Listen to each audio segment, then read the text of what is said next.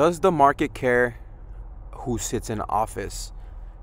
That's a question a lot of people are definitely asking themselves. I know I am for a fact today, after even just futures last night. If you guys were in our chat, by the way, it's the first thing down below, guys. That's our free Discord chat. Make sure you guys check that out. Leave a like on the video, subscribe, and comment with your thoughts, what you're trading. And let's get right into the video. So yesterday we were super hyped with futures hitting the highs of right under the $800 level on /NQ. We are literally holding these the futures highs right here around this support level. Not exactly, it's never going to be exactly on the trend lines, but nonetheless, as you can see here, we are this is 11:40 a.m. so we still have some time before the market closes. But are we going to pull back to this trend line here? We have this uptrend line here on the 1 minute. As you can see, we could possibly pull back to the 450 level. If you look at the 4 hour, however, we had literally spiked up, and that is good. Why? Because we're not going to come down under here anymore and test that support level. However, I do think we could possibly pull back a little bit. We're still unsure of who is officially going to be in office. I know there was a lot of confusion as to the mail-in ballots. I'm confused myself. I don't know a lot about it, but even on the articles I've dabbled in with, and Trump's tweets, if you guys do have his tweet alerts on, I do his notifications. So I know that also his tweets have been flagged by Twitter themselves for spreading misinformation, claiming a win, I think. But there's still a lot of confusion, and still managed to come out green today. This was here this morning. I told you guys I was going to be scalping TQ this morning. I was still waiting for some direction. As you guys know, it was still very uncertain. It wasn't really moving anywhere, and until literally 25 minutes after the market opened, and we got this massive spike. Traded at that level we had here. Now we're still trying to pull back, so we still have some room to pull back. Even if we pull back to a level right around here, it's still considered very bullish on my watch, which totally doesn't make any sense whatsoever. So I'm gonna wait for the waters to clear. Some of you guys are in the chat as well waiting. I know Facebook also had this crazy pre-market high. It was right around the 280 level, and as soon as it started breaking down under that high here, like 30 minutes after the market opened, I thought we were gonna pull back possibly to SMA or even lower. Then again, it just took off, and a lot of these stocks are holding. Tesla was another one that actually pulled back today. I haven't really taken a look at it, but I left the market when it was uptrending here, right around from the 420s to the 427.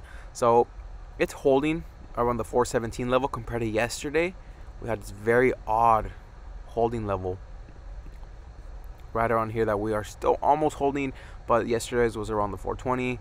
Right now it's right under 420. So nonetheless, it's still holding the support level.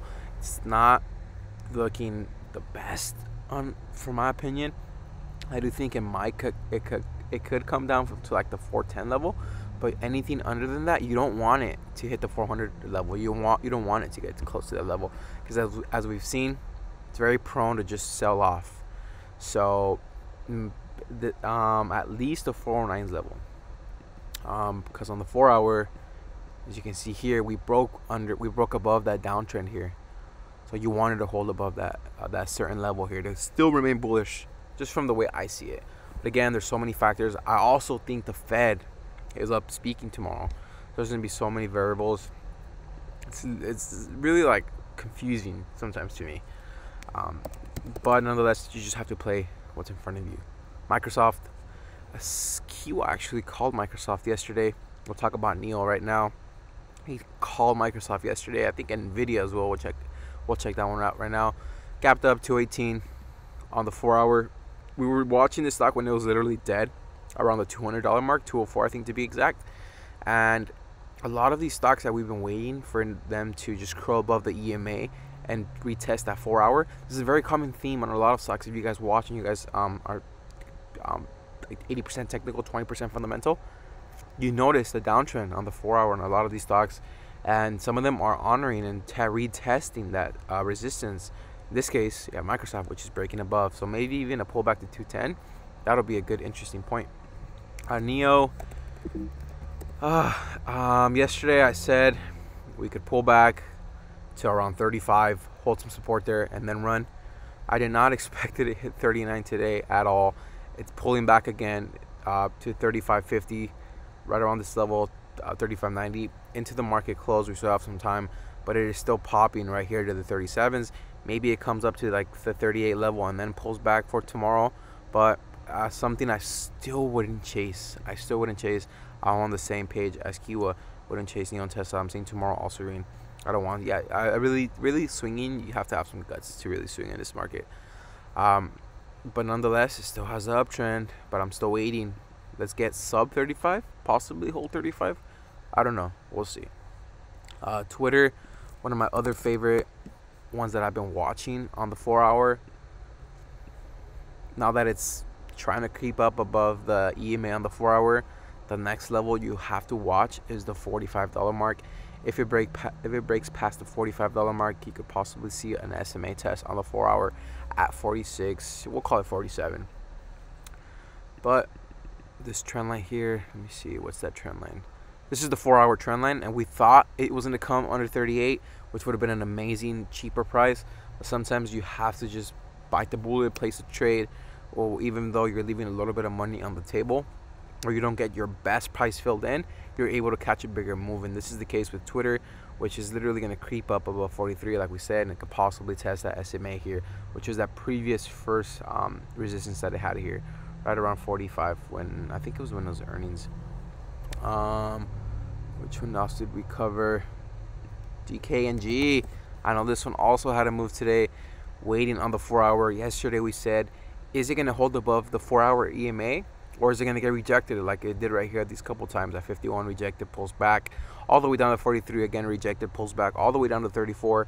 Is it going to pull up to 36 and get rejected and come back down to this 4-hour? No, exactly the opposite. Right now we're still trending above the EMA on the 4-hour, still at 39.03. Had a very decent run today at 40.79, but pulled back and held some support here midday. So still watching this one. I'm still haven't executed. But another one that we were talking about, somebody here left a comment on one of the videos. They were shorting, or were they going short or long? I think they were going long on I forgot what I told them. I don't remember if we were right or wrong on this one, but analyzing it on the 4-hour, still has a very, very solid, strong uptrend.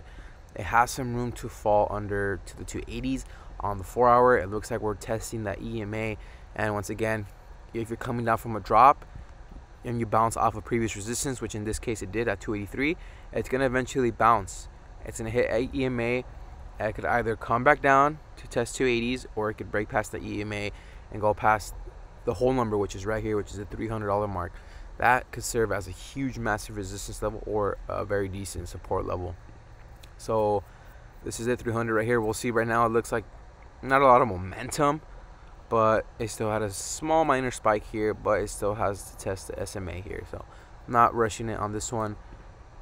BABA, remove the BA. We have Boeing, was another one that I've been watching on the 4-hour.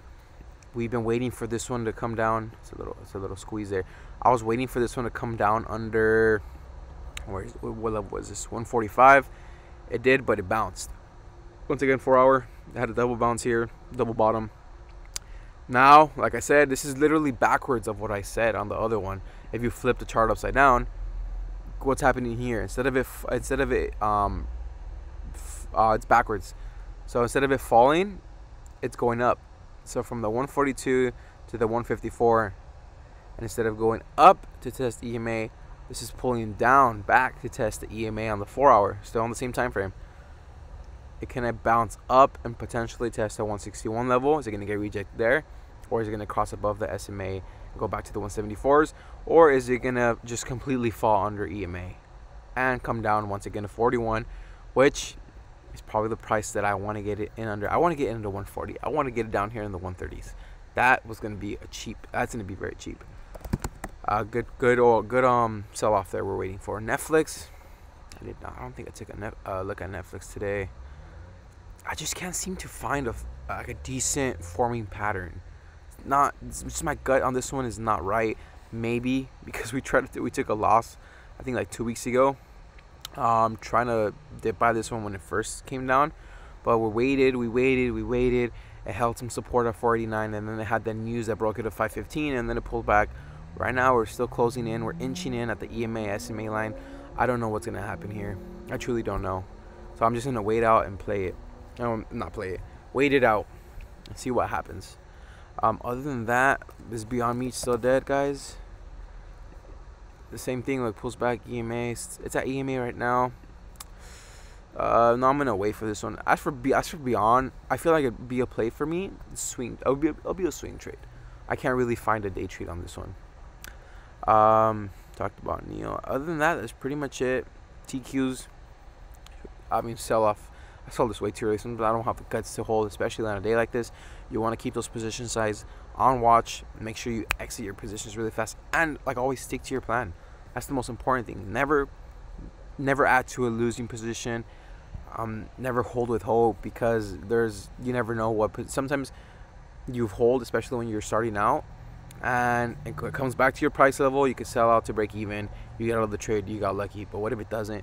The worst case scenario is you can blow up, and you never want that. So that's pretty much it. Did we cover Apple? I don't think we did. This is another one that I was really just following Enki. I was watching them very, very closely. Wasn't able to find this huge decent position on this one, but it hit the 115s, and it looks like it has some resistance there. I don't like these choppy drops here. Hits the resistance and then it drops. It's very choppy. If you ask me, on the 4 hour, like I said, the common theme or trend on these is plotting this downtrend that we've been having, and Apple did manage to just break out of that little rut down pull that we had here to the 106. Gotta give it the credit. Still above the EMA, squeezing here at the SMA.